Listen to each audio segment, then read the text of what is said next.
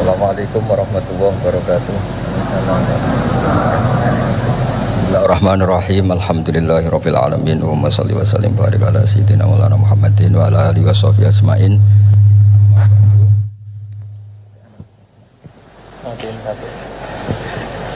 Alhamdulillah niki ngaji bareng juga nggak ngerti polanya juga. Ya, yang terhormat nih wonten Bapak Rektor, wonten Mas Zainul Masdi, wonten Ketua Badan Wakaf Mas Warsono Muhammad, sedanten saya hormati. Ini katanya untuk bahagia. Jadi saking pentingnya untuk bahagia itu sampai Allah itu kadang ngendikan hal yang nggak penting, tapi menjadi penting karena untuk bahagia. Jadi kalau Allah tanya Nabi Musa ketika ketemu dipanggil itu, wa ma tilka biyaminika ya Musa, yang kamu bawa itu apa? Padahal ketika dipanggil itu kagetnya bukan main.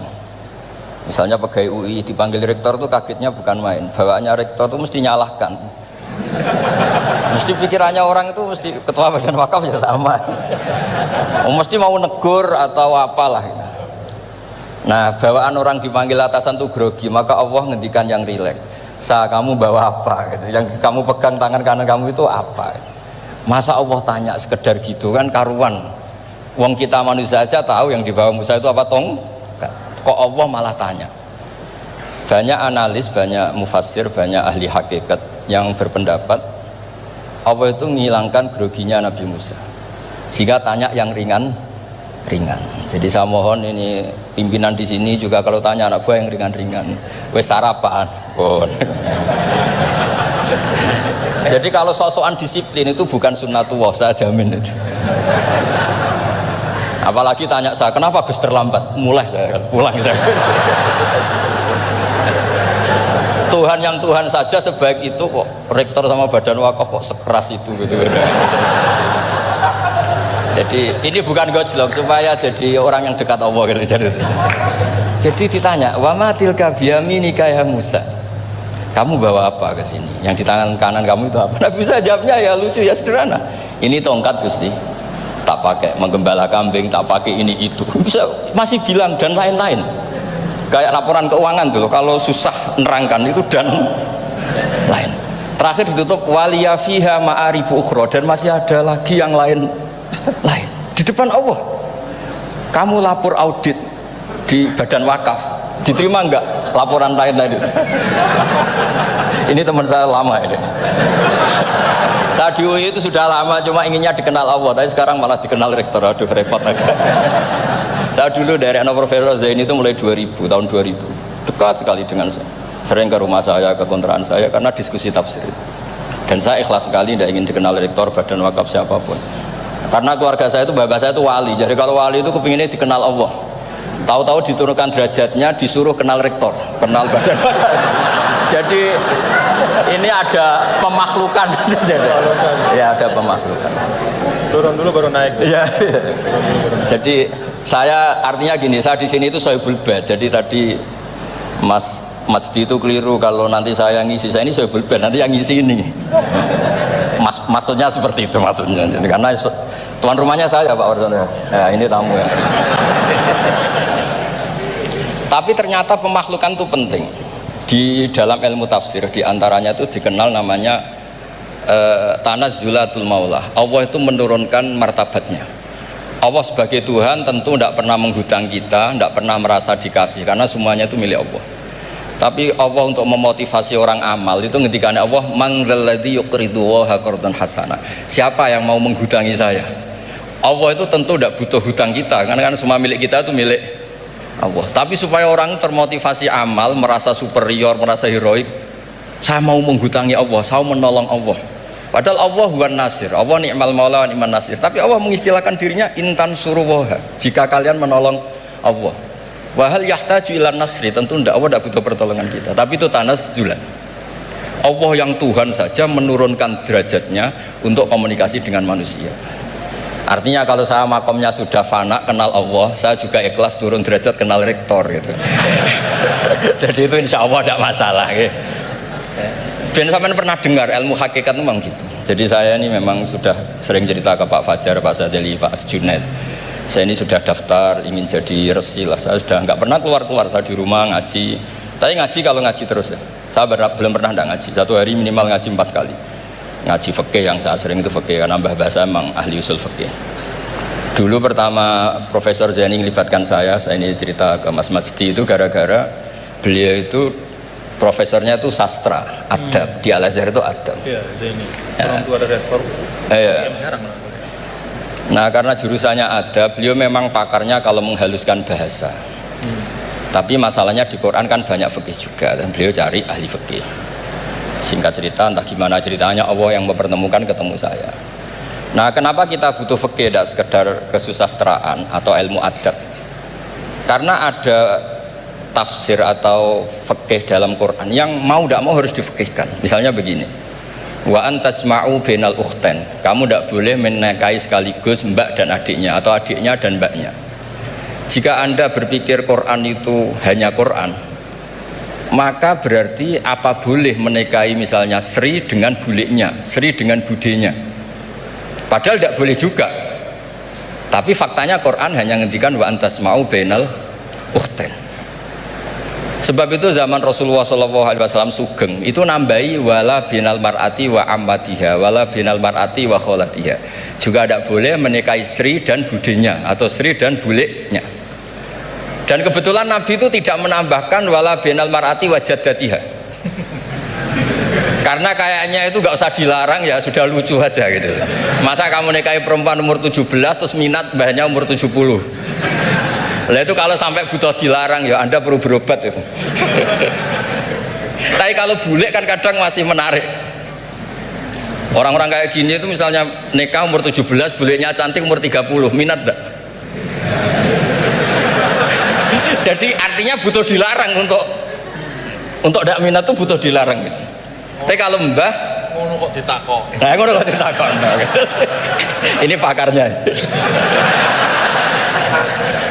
Ini tetangga saya orang Bojonegoro, dulu benderanya Profesor ini juga. Artinya andai kan tidak ada usul fikih ini mimbabi itlaqil ba'di wa iradatil qul. Meskipun usul fikih itu yang menginduk ilmu balaghah, ilmu ini itu. Jadi Allah menyebut bainal ukhtain artinya diganti bainal mahromain. Jadi ukhtain itu ibaratun atau itlaqul ba'di, yaitu ukhtain mewakili kata mahromain. Dua perempuan yang punya hubungan mahram tidak boleh dinikah bersamaan untuk orang-orang yang poligami.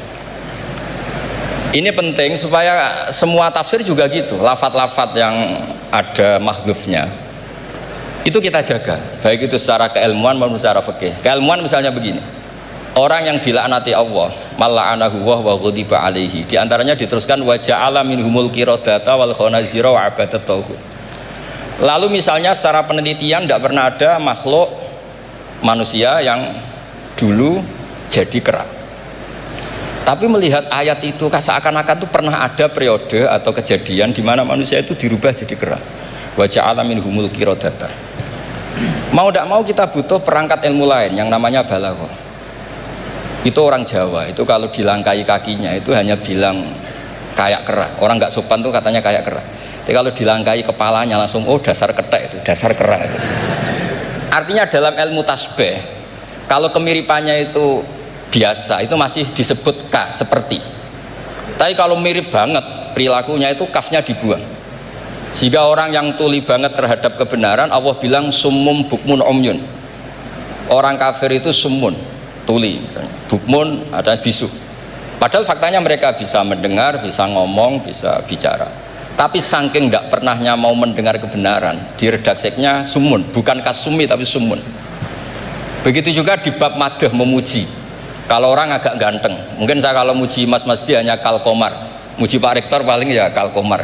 Tapi kalau muji Nabi langsung komarun, anta samsun, anta bedrun, karena gantengnya kelewat, sehingga kaf tasbih sepertinya itu dibuang. Nah, andai kan tidak ada fakta manusia itu pernah dirubah jadi kera di era itu, andai kan itu nggak ada, kita sendiri juga nggak tahu.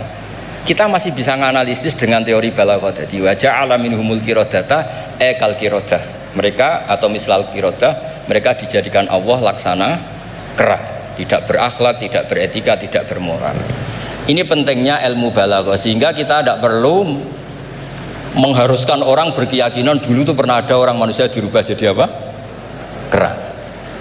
Nah misalnya ada yang berkeyakinan atau berpendapat memang itu pernah nyata, Itu ngendikannya Rasulullah, kemudian itu dihilangkan, hanya hidup 3 hari kemudian hilang sehingga gak punya turunan. Jadi pilihan-pilihan dalam tafsir itu satu tentu riwayat, dua itu analisis balaghah. Nah, analisis fikih itu tidak kalah penting karena konstruksi Quran itu ada fikih yang sudah mapan. Seorang lagi ada fikih yang sudah mapan. Ketika Nabi Lut itu menyesali kaumnya itu lesbi dan gay, kelainan seksual, itu Nabi Lut ngendikan haula ibanati hunna adharulakum. Kalau kamu ingin menyalurkan kebutuhan biologis Anda, ini ada anak-anak putri kami, hunna adharulakum, itu lebih suci bagi kalian. Tentu fikih itu sudah mapan, maknanya dinikahi dulu dengan proses nikah yang sah. Nah, barokahnya fikih yang mapan ini, Allah tidak cerita tafasilul umur, tidak cerita detail-detailnya. Sehingga salah sekali kalau kita sering bilang kita hanya kembali ke Quran. Itu tidak bisa, karena Quran juga tidak berdiri sendiri dengan makna yang sebenarnya, karena turun itu ada asbabun nuzul. Ini yang terakhir supaya ngasih pekerjaan, kan jauh-jauh dari NTB ya kan bisa dimanfaatkan secara baik dan benar. Saya bulbet. Nah, enggak, ini bukan guyon, tapi memang betul harus begitu memang. Mau tidak mau. Sumpah misalnya, orang tuh kalau ditagih hutang atau ditegur itu masih ya besok saya bayar. Ditagih lagi kayak gak percaya, wawahi besok saya bayar. Jadi kata wawahi itu mesti menunjukkan emosi, tersinggung, sumpah. Sehingga suatu saat ada seorang khotib ini ngendikan, fawarobbis sama'i wal ardi innahu lahaqqum mislama annakum tantikun. Demi Tuhannya langit dan bumi. Itu si Bedui, ada orang Arabi, orang desa. Langsung menyelasi Pak Khotib tadi. Pak Khotib, mangdalladzi akhdhafal jalil hatta aljahu ilal yamin. Siapa yang bikin murka Allah sehingga Allah terpaksa sumpah? Semenjak itu jadi ilmu, kalau Allah memulai redaksi dengan sumpah, dengan qasam, pasti Allah tersinggung. Jika lafat-lafat yang dimulai wanaziatil khorqa atau dimulai wasamsi waduhaha, mesti terusannya itu Allah agak marah. Karena di mana-mana orang sumpah itu menjelaskan sama yang agak tidak percaya. Itu dzauqul arabi, itu adzauqus salim. Nah, begitu seterusnya. Kemudian masalah wasfiyah ismiyah. Saya dulu sering debat sama Profesor Zaini. Kan misalnya kiai-kiai di Jawa umumnya kalau maknani min alakin itu segumpal darah. Lalu orang-orang yang nekuni embriologi itu tidak pernah ada segumpal darah. Kalau segumpal darah malah jadi kluron, macam-macam. Katanya Quran itu mesti benar, ini ada segumpal darah. Kata saya segumpal darah itu bahasa Indonesia, Quran itu bahasa Arab, tidak akan ada itu di Quran, kata saya. Tapi ada yang bilang segumpal darah, ya tetap aja itu enggak Quran. Yang Qurannya min alakin, segumpal darah itu bahasa Indonesia, Quran tidak ada yang bahasa Indonesia, kata saya. Nah, tapi itu bisa dianalisis pakai balaghah atau pakai teori madatul kalimah. Min alakin itu dari kata aliko ya'liku alakon, sesuatu yang menempel. Jadi kalau di proses embriologi misalnya ada apa yang menempel dalam ilmu itu, yaitu yang jadi rahim, jadi anak. Atau pakai ilmu balaghah, min alakin tetap maknanya segumpal darah, tapi maknanya itu tangkis atau tahkir. Manusia itu sombong. Padahal materinya sama yang sekarang jadi sama dengan materi yang sekarang jadi segumpal darah, yaitu kita yang seperti ini materinya ya sperma, segumpal darah yang seperti itu juga materinya sperma. Sini, kok kamu sombong? Materi kamu sama dengan materi min alakin. Itu persis dengan adatul Arab kalau sedang mencibir orang yang sombong. Itu kalau orang Arab bilang antal ladzi kharasta min makhrajil bauli marratan, kata orang Arab. Kamu adalah manusia yang keluar dari jalannya kencing 2 kali. Keluar dari penis lelaki ya lewat jalur kencing, keluar dari ibunya juga lewat jalur kencing. Supaya orang nggak sombong itu orang Arab bilang antal ladzi kharasta min makhrajil bauli marratan. Nah, min alakin itu dalam konteks itu, karena begitu angkuhnya Abu Jahal, begitu angkuhnya kafir-kafir Quraisy, sampai diingatkan Allah ulang, kamu ini materinya min alakin, sejenis itu mbok yo jangan yatho. Buktinya terusannya ayat kalla innal insana layatgha, manusia itu sungguh angkuh. Nggih niki pun deal nggih, jenengan harus sepakat, saya ini Sohibul Bait sama Pak Warsono sama Pak Rektor, ini tamu yang diundang untuk ceramah tafsir. Kalau ndak berarti asawaha wa rasulullah. Monggo Mas Wasti jenengan. Mohon sing suwi. Terima kasih Gus. Jadi nanti kita balikin lagi ke Gus Baha ya. Tapi Gus, jadi begini, tadi beliau menyampaikan kan beliau ini min sulalatil aulia ya. Jadi kakek beliau itu adalah para aulia. Jadi aulia itu muhimmahnya itu adalah dikenal Allah gitu ya. Nah, kemudian beliau bilang bahwa tapi takdirnya sekarang masuk UI ini pengen dikenal Allah malah justru turun jadi dikenal rektor katanya. Tapi Gus, itu menurut saya ya, jadi kalau kita bertarekat nih, nah kan sering ya ketika misalnya kita bicara tentang tarekat ya, tarekat itu dimaknakan taroki ya, taroki artinya naik gitu, jalan naik gitu ya. Akhir zaman nih Gus Bahaya dan bapak-bapak ibu, mungkin kita perlu juga bertarekat dalam makna tadani ya, turun. Jadi tarekat bukan hanya jalan naik tapi juga jalan turun. Karena bagi orang di akhir zaman ini kalau hanya tahu jalan naik dan tidak tahu jalan turun itu repot ya. Apalagi Pak Rektor dengan Kepala Badan Wakaf ya, atau para pejabat gitu ya, tahu jalan naik saja tapi nggak tahu jalan turun gitu ya. Jadi kalau belajar tarekat hanya ingin jalan naik gitu tapi nggak pernah belajar jalan turun, itu biasanya dekat-dekat turun tuh galau ya. Ya, jadi galau, bingung gitu gimana cara turunnya gitu ya. Dan memang dulu saya pernah naik Gunung Rinjani juga ya Gus ya, waktu masih muallimin dulu, masih sanawiyah aliyah, itu saya rasakan betul gitu bahwa naik gunung itu menantang ya, sangat menantang ya. Bahkan Gunung Rinjani itu ada masa di mana di tengah-tengah itu ada namanya Bukit Penyesalan gitu. Kenapa Bukit Penyesalan? Ya udah nyesel di situ gitu, mau balik udah jauh, mau terusin juga masih jauh sekali gitu di depannya, itu Bukit Penyesalan, baina-baina. Tapi ternyata ya, ternyata turunnya itu jauh lebih berat. Jadi kalau kita naik itu kan mengandalkan kekuatan otot ya, keluarkan energi untuk menggerakkan. Kalau turun itu kita menggunakan energi untuk menahan, dan itu jauh lebih berat ya. Jadi menahan pada saat turun itu jauh lebih berat daripada ketika menanjak ya. Dan ya pada waktu itu ya saya kena musibahnya pada saat turun gitu ya. Jadi artinya memang bahwa dalam kehidupan ini kita belajar naik dan juga belajar turun. Jadi tarakat itu taroki wa tadani gitu ya. Dan kalau sudah turun ada masanya juga naik. Jadi Gus Baha tadi kenal rektor, nanti kenal kepada Allah lagi, balik lagi kepada niat semula insyaallah. Nah, saya ingin sampaikan nih, beliau tadi sedikit sekali ya, dalam waktu yang sangat singkat, tapi itu menyampaikan hal-hal yang sangat penting ya. Saya nggak tahu nih, dipahami nggak apa yang beliau sampaikan tadi nih? Dipahami nggak? Mulai balaghah, kemudian madah. Ngerti nggak madah itu? Madah itu apa? Madah itu pujian-pujian ya. Bagaimana turuku ta'bir ya, asalibut ta'bir ya, bagaimana orang Arab itu mengungkapkan ya perasaan mereka, mengungkapkan harapan mereka ya, bagaimana mereka memilih diksi-diksi dalam komunikasi mereka, itu mewarnai Al-Quran. Jadi beliau ini tadi ketawa-ketawa ya, bapak-bapak juga ketawa-ketawa semua ya, tapi yang disampaikan itu sudah bahan kuliah buat di Rosat Ulia, itu buat pasca sarjana itu ya. Jadi alhamdulillah. Nah silahkan nanti dielaborasi masing-masing. Tapi yang ingin saya sampaikan begini, ada catatan saya terhadap apa yang beliau sampaikan. Pertama, apa yang beliau sampaikan itu menegaskan ungkapan wa'tul buyuta min abwabiha, masuklah ke rumah melalui pintunya. Kalau kita ingin belajar Al-Quran itu ada jalannya, ada pintunya. Tadi beliau sudah sampaikan ada tafsir Al-Quran bil Quran, ada riwayat, kumpulan riwayat ya. Bahkan Al-Quran juga menegaskan sebagian satu sama lain itu saling memperkuat, saling membantu. Jadi kalau kita misalnya bertanya-tanya, wa man a'rada an dzikri fa inna lahu ma'isyatan dhanka wa nahsyuruhu yaumal qiyamati a'ma.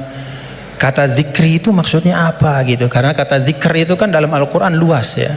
Apakah zikr itu adalah zikrullah, subhanallah, alhamdulillah, wala ilaha illallah, sehingga ayat itu artinya siapa saja yang berpaling dari mengingat Allah maka hidupnya akan menjadi sempit, akan sumpek, akan resah. Atau zikri di situ maknanya adalah Al-Quran ya. Sehingga artinya adalah barang siapa yang memalingkan dirinya dari pesan-pesan Al-Quran maka hidupnya akan disorientasi. Bagaimana kita mengambil pilihan di antara dua makna? Nah kita lihat Qala rabbi lima hasyaratani a'ma wa qad kuntu basira qala kadzalika atatka ayatuna fanasitaha wa kadzalikal yauma tunsa. Lalu orang itu mengatakan di akhirat, ya Allah, bagaimana mungkin kok saya dibangkitkan dalam keadaan buta padahal di dunia saya melihat. Kemudian Allah mengatakan, qala kadzalika, itu balasan yang setimpal, atatka ayatuna fanasitaha, telah datang kepadamu ayat-ayat kami lalu kau lupakan. Nah, dari ayat ini maka ulama menafsirkan kata zikri, oh yang dimaksudkan dengan zikri itu adalah ayatuna, yaitu Al-Quran. Nah, ini yang disebut dengan Al-Quran yufassiru ba'duhu ba'duhu, dia saling menafsirkan, baik itu penafsirannya datang segera setelahnya ataupun di ayat-ayat yang lain seperti yang Al-Mukarram Kiai Haji Bahauddin sampaikan. Ada yang di bagian yang lain, baik itu secara nas, secara sharih ataupun secara dilalah, secara tunjukkan isyarat. Ketika misalnya Nabi Adam alaihissalam, Allah Ta'ala sampaikan apa? Fatalaqa Adam min rabbih kalimat. Allah Ta'ala memberikan, Adam menerima dari Tuhannya kalimat. Fataba alaih. Dengan sebab kalimat yang dia ucapkan itu, Allah ampuni dosanya, kekeliruannya. Apa kalimat itu? Oh, ada di ayat yang lain. Rabbana zalamna anfusana wa illam taghfir lana wa tarhamna lanakunanna minal khasirin. Itu pintu memahami Al-Quran. Tadi Gus Bah bilang sampaikan, ada pintunya. Baik itu pintunya adalah riwayat-riwayat dari Al-Quran, dari hadis juga beliau sampaikan tadi. Al-Quran gak dibiarkan sendiri oleh Rasul, tapi didatangkan hadis untuk menyempurnakan. Bahkan ketika dulu ada orang ya, yang mengatakan ini bukan zaman sekarang, zaman dulu sekali, ba'das sahabah, zaman tabi'in. Saya lupa, mungkin Gus Bah yang ingat riwayatnya secara persis. Ada yang datang kalau tidak salah kepada Al-A'mash, seorang imam besar namanya Al-A'mash. Lalu orang itu mengatakan, ya Imam, kenapa kita capek-capek Anda ajak kami untuk baca hadis? Kenapa Anda ajak kami untuk mendiskusikan hadis panjang-panjang? Bukankah sudah ada Al-Quran di tengah-tengah kita? Ngapain lagi? Apa kata Amash? Ya ahmaq, Pak, atajidu, apakah kamu temukan dalam Al-Quran itu ada sholat 5 waktu secara terperinci? Gak ada. Nabilah yang menegakkan amanah untuk menjelaskan sholat 5 waktu itu kayak apa, banyak rakaatnya seperti apa, waktunya gimana, kaifiyatnya seperti apa. Bahkan sebelum sholatnya pun Nabi ajarkan isbagul wudunya kayak apa.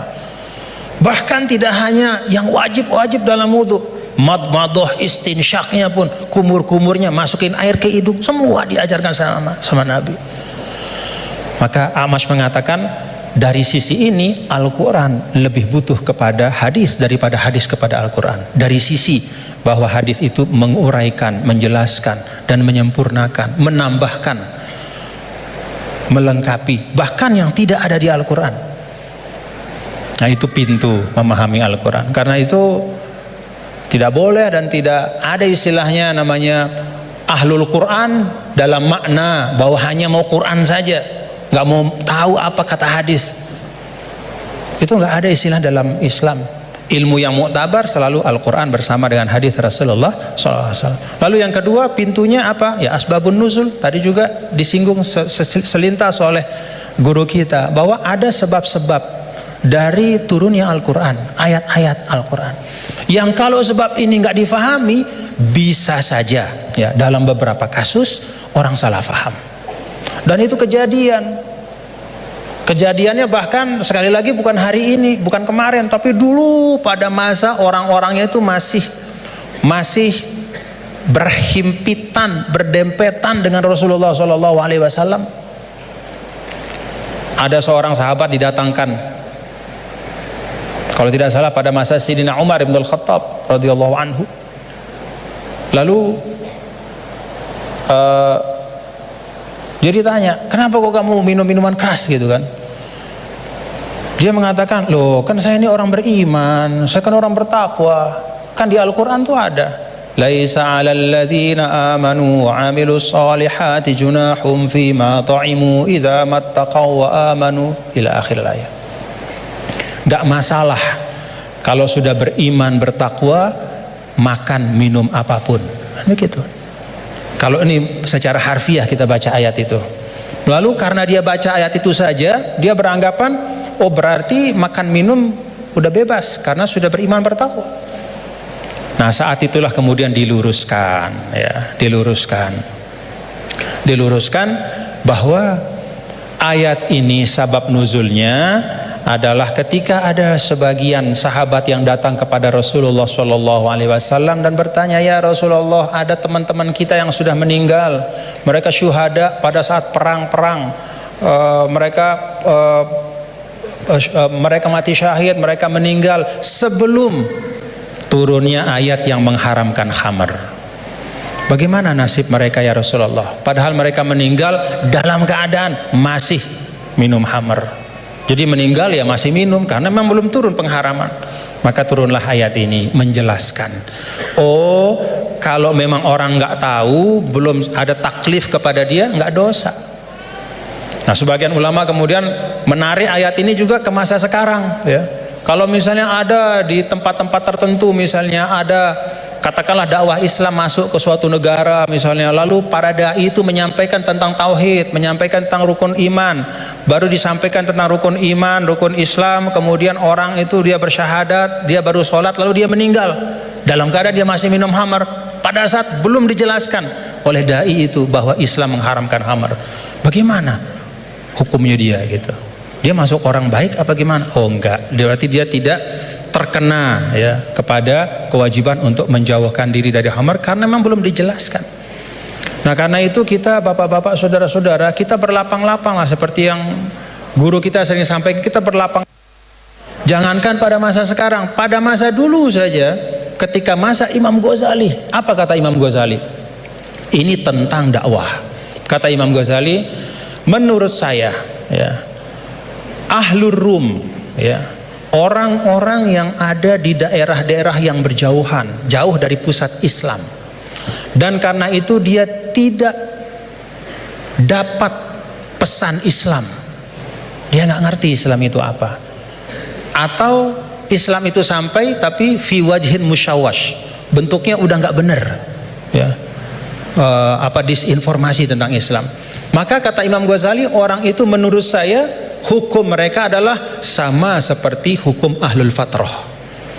Jadi nggak bisa kita mengatakan misalnya orang, mohon maaf, orang di belahan dunia Skandinavia misalnya, di negara-negara yang jauh gitu, kemudian kita hukumkan wah mereka itu adalah orang kafir, mereka itu mukhallat finnar. Belum tentu, kecuali setelah kita pastikan bahwa cahaya Islam sudah sampai dalam bentuk yang sebenarnya dan mereka menolak dengan kesadaran. Itu namanya kufur. Al-juhud, menolak dengan kesadaran. Kalau sesuatu itu nggak sampai, dia mau nolak apa?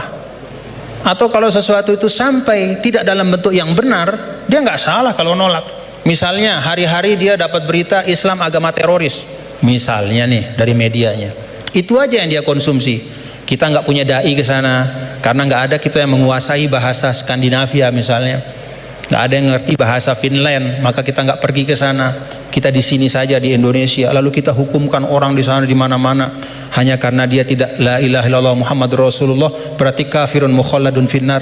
Enggak, belum tentu. Kata Imam Ghazali, bisa jadi itu ahlul fatrah. Nah, dengan itu maka kita lebih tenang di dalam berdakwah, tidak mendahulukan memvonis seseorang, sekelompok orang, tapi tausilud dakwah yang kita utamakan, menyampaikan itu yang diutamakan. Nah, tadi beliau menyampaikan itu tentang sabab nuzul. Dan yang ketiga yaitu ma'rifatul lughatil arabiyyah, itu pintu. Jadi pintunya itu yang pertama adalah riwayat-riwayat baik dalam Al-Quran, ayat-ayat Al-Quran maupun hadis, kemudian juga ijma' sahabat. Yang kedua adalah sabab nuzul kita faham, dan yang ketiga itu mengerti ya masalikul Arab, ya bagaimana cara orang Arab bicara, karena itu juga sangat mewarnai bagaimana Allah Ta'ala ya menurunkan kitab suci Al-Qurannya. Dan alhamdulillah bapak-bapak, saudara-saudara, kalau kita ada ketekunan, ya ini teman-teman semua ya, kalau ada ketekunan ya seperti sekarang kita bisa menikmati ya. Kalau dulu misalnya apa yang disampaikan oleh Gus Baha itu hanya bisa dinikmati oleh para santri ya, di pesantren-pesantren, itu pun dalam halakoh-halakoh yang terbatas. Tapi alhamdulillah berkat UII ngaji bareng kita bisa menikmati hari ini mutiara-mutiara dan keindahan Al-Quran. Alhamdulillah. Saya balikin lagi kepada Gus Baha sebagai Sohibul Bait. Bismillahirrahmanirrahim. Meneruskan konstruksi ayat ya. Misalnya begini, Anda jangan langsung menyalahkan Nabi Adam. Saya ini sering kampanye untuk membela Nabi Adam, karena banyak kiai yang cerita Nabi Adam itu salah melulu. Nanti kan kita di surga kan nggak perlu ngajukan kredit, nggak perlu punya istri cantik yang minta ke mall, karena kelebihannya bidadari itu cantik, tidak minta belanja. Sudah gitu di madu juga gak protes. Tapi kalau di dunia itu sudah minta belanja, di madu protes. Jadi tapi kenapa Nabi Adam akhirnya keluar dari surga dan kita menyalahkan hanya demi kepentingan supaya tadi punya istri cantik, tidak minta uang apa belanja dan boleh dipoligami, mau maksudnya. Di konstruksi ayat itu tidak ditampakkan, tapi semua ahli tafsir tahu. Misalnya fadallahuma bihurur, setan menipu Adam dan Hawa dengan curang. Hurur itu nipu. Jadi kalau ngaji nipu itu mulai dulu itu ya gurunya setan itu. Jadi Nabi Adam itu di surga dengan penuh limpahan anugerah, buah apa saja ada, makanan apa saja ada, enggak bayar. Tempat mewah lek juga enggak bayar. Kalau Anda di hotel lek sedikit aja bayarnya minta ampun. Akhirnya setan itu pura-pura nangis terseduh-seduh. Akhirnya Nabi Adam menghampiri, kenapa kamu nangis? Saya ini iba sama kamu, kasihan. Nikmat begini nikmat, pada akhirnya Anda ini mati, karena Anda manusia pasti mati. Kasihan sudah senikmat ini kemudian Anda mati. Pura-pura nangis, jadi lama ya nangis, acting itu. Akhirnya Nabi Adam tanya, lalu solusinya gimana? Terus setan tinggal numpangi, hal adulluka ala syajaratil khuldi wa mulkil la yafla. Kamu mau tak kasih vitamin, makan pohon khuldi, nanti kalau kamu makan itu terus abadi. Jadi terus setan, Nabi Adam mulai ragu ya, tapi Allah melarang saya makan pohon khuldi itu, syajaratul khuldi itu. Kamu tidak usah cari tafsirnya, itu anggur apa ketela apa duren, itu namanya orang kurang penggawean itu gak penting. Ketika Allah tidak jelaskan detail, itu berarti detailnya itu tidak penting. Kamu sok penting nyari itu apa itu. Allah saja tidak menjelaskan, kok kamu yang manusia mau menjelaskan. Akhirnya Nabi Adam tanya, apa betul Allah itu melarang saya makan itu? Terus Allah cerita, wa qasamahuma inni lakuma laminan nasihin. Terus setan itu cerita, demi Allah saya tahu info terbaru bahwa sekarang nggak apa-apa. Jadi hukum terbaru itu. Singkat cerita, Nabi Adam makan. Ketika makan, berarti setan salah karena menipu Nabi Adam, Adam salah karena makan pohon khuldi tadi. Apa yang terjadi? Allah manggil Nabi Adam, Adam, kenapa kamu makan itu? Bukankah pohon-pohon yang lain, buah-buah yang lain itu cukup? Kenapa kamu makan yang saya larang itu? Terus jawab Nabi Adam ini yang unik, yang kita harus bela Nabi Adam ila yaumil qiyamah. Wa izzatika ya Rabbi ma adzunnu anna ahadan yahlifu bika kadziban. Demi kehormatanmu ya Allah, ketika engkau disebut oleh setan, saya tidak pernah mengira ada orang berani mencatut nama engkau kemudian dia bohong. Loh, ini contohnya Pak Fajar ini, sama temannya yang paling sering bohong itu dia nggak percaya, tapi meskipun sering bohong kalau dipanggil Pak Rektor ngecek ulang apa enggak. Kalau kalimatnya dipanggil Pak Rektor pasti nggak ngecek ulang, meskipun teman yang sering bohong pasti langsung nyari Pak Rektor. Saya misalnya sebagai murid Mbah Maimun punya teman yang sering bohong sekalipun, terus bilang Gus dipanggil Mbah Maimun, pastilah langsung ke sana, karena disebut nama itu orang sudah tidak berpikir jelimet. Ketika engkau disebut ya Allah, saya tidak pernah ngira ada orang mencatat nama engkau kemudian dia bohong, sehingga Allah itu haru sama Nabi Adam. Makanya Nabi Adam itu diusir.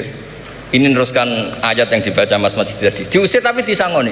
Dam, secara prosedur hukum kamu harus saya usir karena kamu melanggar, tapi tak sangoni. Lucu kan? Tak sangoni, kamu baca ini ya. jadi unik. Makanya ayatnya fatalaqqa Adamu mir Rabbi, bukan kreasinya Nabi Adam. Kalimat itu bukan kreasi Nabi Adam, tapi hadiah sama Allah. Ini kamu secara pelaturan tak usir, tapi tak sangoni, ini dibaca nanti. Tapi Nabi Iblis tidak disangoni, karena memang dia penipu betul.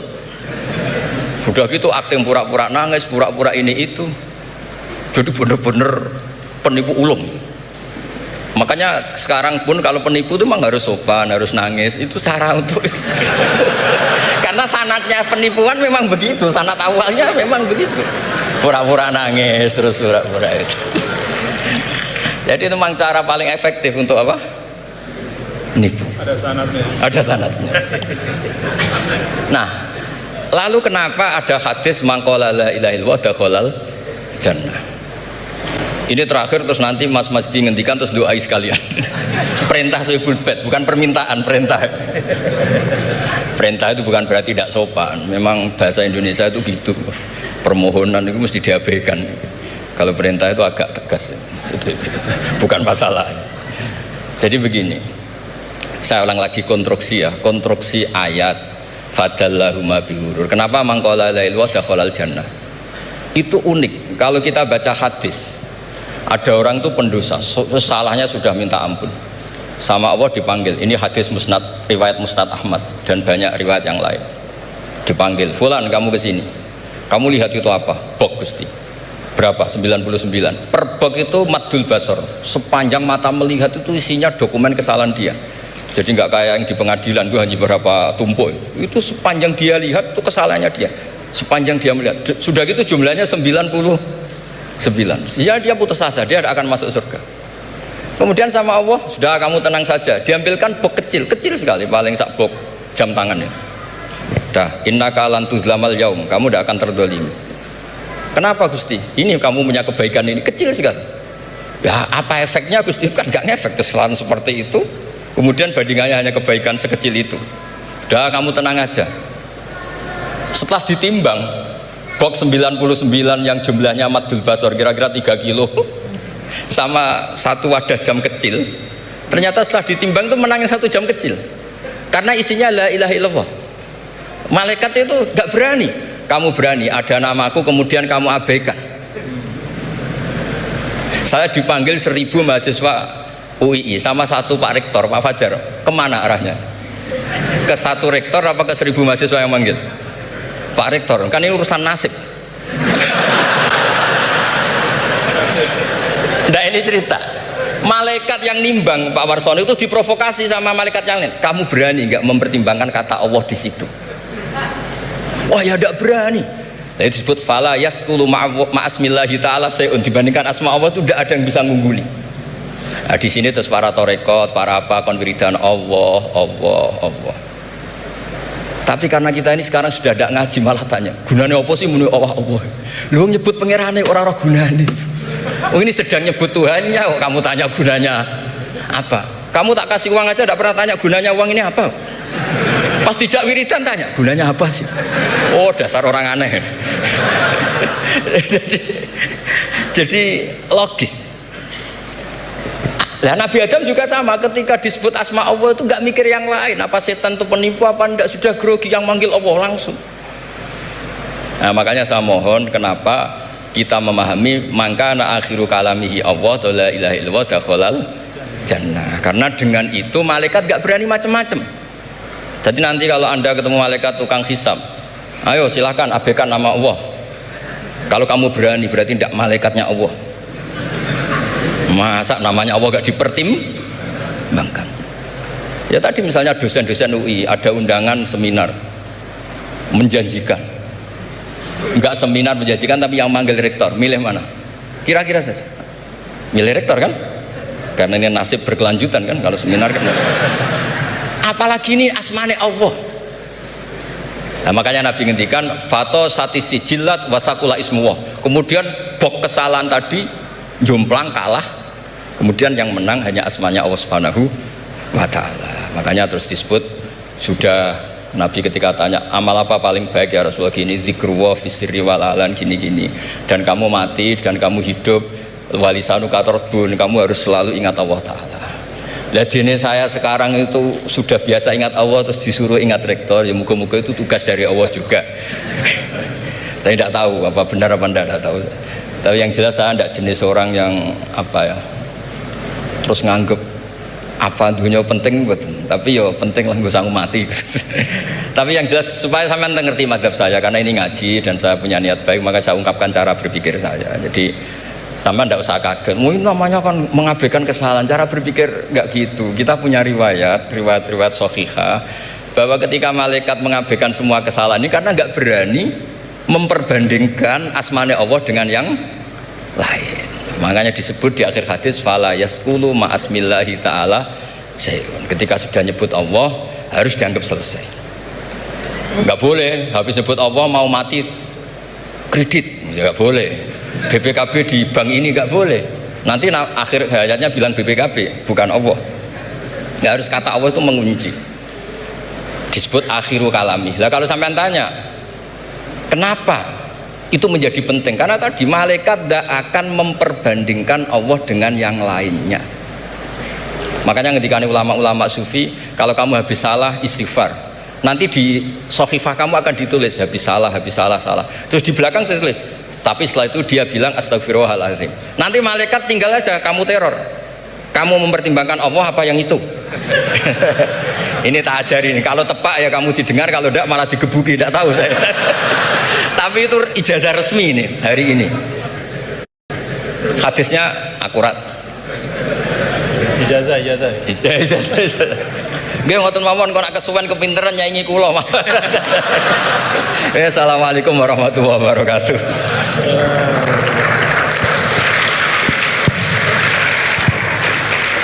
Terima kasih karena saya diminta untuk mengakhiri, ya saya ingin menyampaikan dua hal saja. Pertama, saya garis bawahi yang beliau sampaikan baru, bahwa kalau Allah tidak berepot-repot ya dan tidak mendetil-detilkan sesuatu, ya berarti itu tidak terlalu perlulah ya. Jadi jangan kita sok merepot-repotkan diri ya mendetil-detilkan sesuatu yang Allah Ta'ala justru tidak detilkan. Nah artinya apa? Ya memang letakkan sesuatu pada tempatnya, dan itu menurut saya juga yang sering beliau sampaikan ya, bahwa dengan meletakkan sesuatu pada tempatnya itulah menjadi asas kebahagiaan ya. Jadi kalau kita tahu menempatkan sesuatu pada tempatnya, ya kita akan lapang-lapang saja ya menyikapi nikmat, musibah dan segala macam. Nah kalau kita lihat nih, pertanyaannya apa sih yang dipentingkan oleh Allah dalam Al-Quran ya. Kalau kita lihat ya tentu Allah Ta'ala yang maha tahu apa-apa yang paling penting, yang paling utama ya, pokok-pokok akidah, kemudian pokok-pokok ritual ibadah. Tapi kalau kita menggunakan pendekatan kuantitatif ya, salah satu yang sangat dipentingkan oleh Allah dalam Al-Quran adalah ranah muamalah. Jadi ranah muamalah itu luar biasa dipentingkan oleh Allah dalam Al-Quran ya. Kalau kita lihat misalnya dari sisi panjang pendeknya ayat saja, 282 Al-Baqarah itu ayat paling panjang dalam Al-Quran adalah tentang transaksi hutang piutang ya, itu muamalah. Dan salah kalau kita misalnya menanggapi atau mempersepsi bahwa urusan hutang piutang itu urusan dunia belaka. Enggak ya, buktinya Gus Bahak tadi nyampaikan beberapa hal tentang hutang piutang dalam mengaji barang ini, berarti sesuatu yang penting. Nah dalam ayat itu juga disampaikan di akhir ayat tentang hutang piutang itu apa? Wattaqullah wa yu'allimukumullah. Wattaqullah wa yu'allimukumullah. Jadi bahwa muamalahmu, transaksi keuanganmu, hutang piutangmu, hal ihwal tentang keuangan itu menyangkut takwa juga gitu. Itu menyangkut takwa juga. Itu bagian dari ekspresi bertakwa kita. Hutang yang benar, menulis dengan baik, membayarnya juga dengan baik, berhutangnya pun kalau memang betul-betul butuh dan seterusnya. Dan banyak lagi di dalam Al-Quran ayat tentang muamalah. Nah saya sering sampaikan ya, bapak-bapak saudara, kalau kita misalnya menggunakan pembagian yang walaupun kita bisa perdebatkan lah ya tentang validitasnya 100%, tapi ada pembagian yang sederhana oleh para ulama. Pertama, dalam Islam itu ada disebut dengan ruang akidah ya. Yang kedua ruang ritual ibadah, dan yang ketiga adalah ruang muamalah. Semuanya itu tentu dalam makna semuanya hidup adalah ibadah, tapi kalau dibagi ruang akidah itu terkait dengan rukun-rukun iman kita, keyakinan-keyakinan pokok. Itu sifatnya tauqifi, nggak boleh dikreasikan. Jadi apa yang Allah Ta'ala sampaikan, yang berikan ya seperti tadi disangoni Nabi Adam, fatalaqa Adam bil kalimatin fataba alaih. Ya Rabbana zalamna, ya itu sudah sangon dari Allah. Ya iman itu ya kayak begitu. Kita disangoni, diberikan, ditegaskan, dibatasi. Lalu ritual ibadah juga sama, sifatnya tauqifi. Nah, pada saat muamalah itu sifatnya beda. Sifatnya itu ijtihadi ibada'i. Jadi sifatnya itu kita dikasih prinsip oleh Allah, ruang muamalah kehidupan ini, namanya sosial, politik, budaya, ekonomi, ya, kita diberikan prinsip, tetapi perinciannya itu diserahkan kepada kita. Bagaimana kita memprosesnya supaya bisa menghadirkan kemanfaatan dan kemaslahatan untuk semua tanpa menghilangkan prinsip-prinsip itu. Nah, jadi kalau kita dalam konteks misalnya yang beliau sampaikan tadi, ya semua hal-hal yang ada ini selain daripada akidah dan ritual ibadah itu kan muamalah. Maka prinsipnya adalah kita saling melengkapi gitu. Dan saling mengisi dalam kebaikan. Nah, kemudian yang kedua, yang terakhir, ulama juga mengatakan begini. Ketika kita belajar Al-Quran, maka kita juga belajar tentang lawazimul makna atau lawazimul faham. Ada satu kefahaman dari ayat. Nah, konsekuensi dari kefahaman itu apa? Ya, nah itu beliau tadi juga sudah sampaikan berulang kali. Kalau kita misalnya, ini satu ilustrasi saja. Ya ayyuhalladzina amanu idza qumtum ilas salati faghsilu wujuhakum wa aydiyakum ilal marafiq wamsahu bi ru'usikum wa arjulakum ila akhiril ayah. Wahai orang beriman, kalau ingin masuk ke dalam solat, hendak solat, maka ambil air wudhu, basuhlah muka dan seterusnya sampai akhir ayat. Secara fikih, ya tadi beliau sudah mengajarkan kita, secara fikih ini tentang kewajiban kita berwudhu dengan prosesinya. Tapi ada lawazim dari ayat ini. Apa lawazim dari ayat ini? Kalau kita bicara wudhu, kita bicara sumber daya air.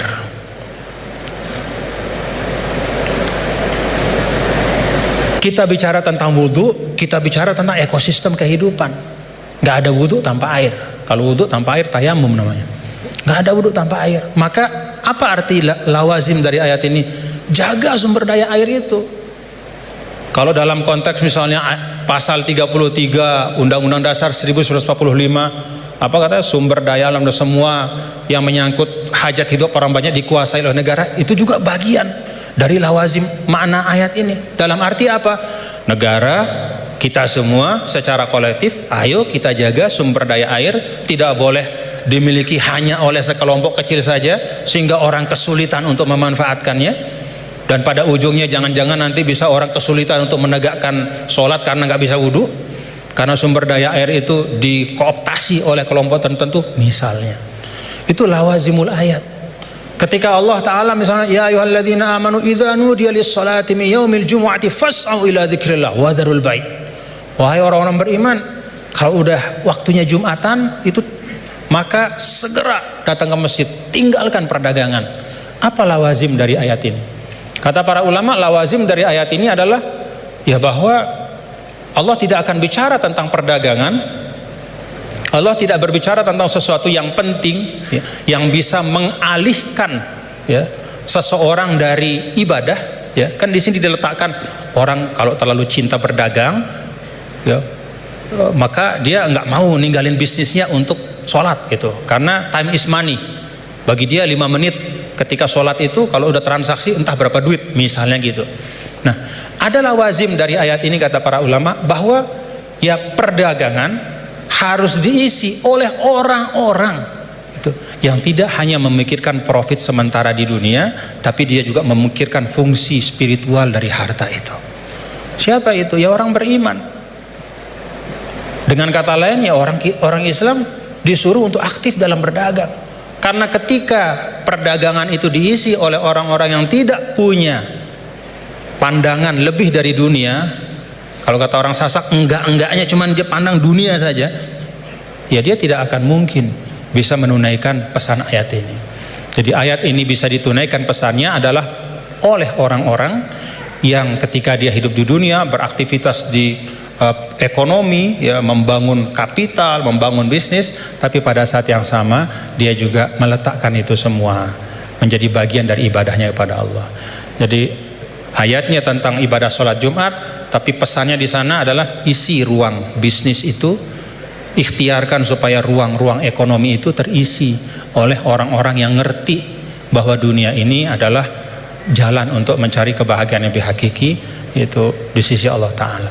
Jadi itu dua hal yang mungkin saya ambil dari beliau tadi, kita pentingkan apa yang memang penting, dan yang kedua kita pahami ayat itu tidak hanya dari sisi teksnya tapi dari konsekuensinya di dalam kehidupan kita. Terakhir bicara tentang sanad. Nah, saya ada satu hal, kalau saya pertama kali saya ketemu sama Gus Baha ya, melihat beliau ya, ada nggak bapak-bapak, saudara-saudara melihat dari beliau yang beda, ciri khasnya?